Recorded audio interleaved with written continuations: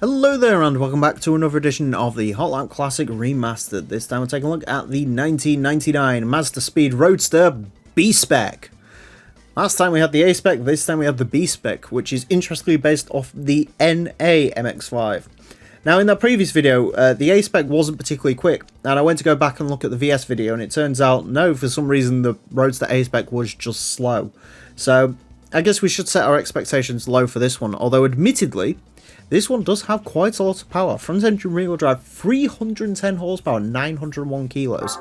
So, power to weight ratio wise, this should be very quick, but we will find out. It's going to get 6 laps of the Motorsports Land track in order to set the best time it possibly can. It has a turbocharger.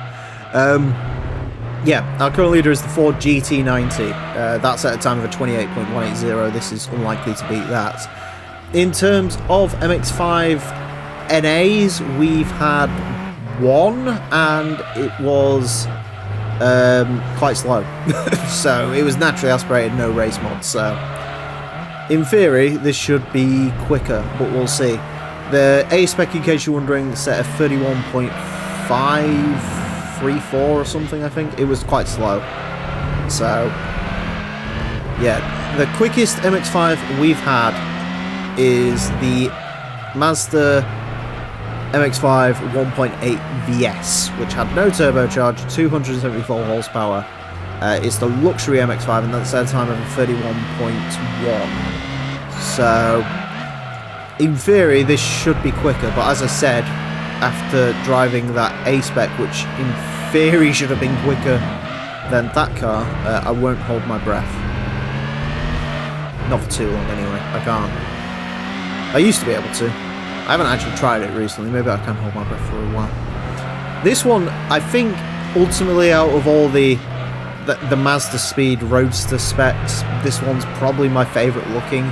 As much as I'm not an NA MX-5 guy, as I grow older, this one's more tasteful. I'm sure as a kid, the Project A-Spec, the A-Spec kit, the one that looks a bit Need for Speed Underground, was probably my favourite, but my taste has matured, and now I'm into a NA with side graphics and free spokes. I think, honestly, I'd probably get rid of the free spokes, unless I was desperately trying to annoy Boost and Ethanol, but I'm always desperate to annoy Boost and Ethanol, so who isn't? You could even say the B-Spec stands for Boost Spec. There you go. That's a conspiracy theory for you. Ooh, God. I love how they call these touring kits in the game. I'd love to stick touring kit in the title, but unfortunately that's not this car's actual name. It's just for whatever reason in the text string on the car's logo.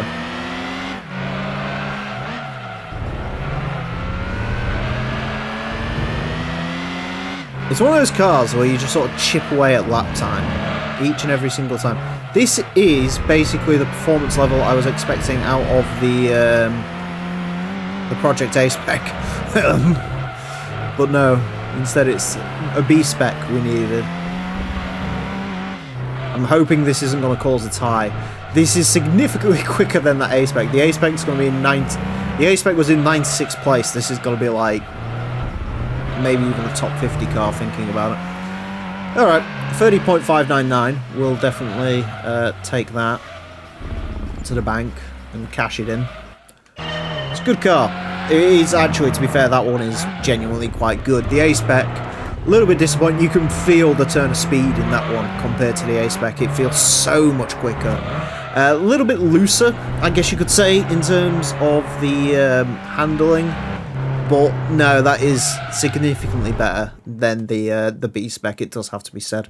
I do think it looks better as well. Maybe you could get a bit more time out of it, but not too bad.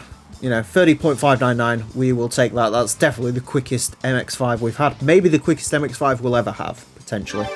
That is, what is it, 30.599. 30.599 is going to place it into 54th place. Slightly slower than the Roadster V8 GT. As I mentioned, it's well up on the Project A-Spec.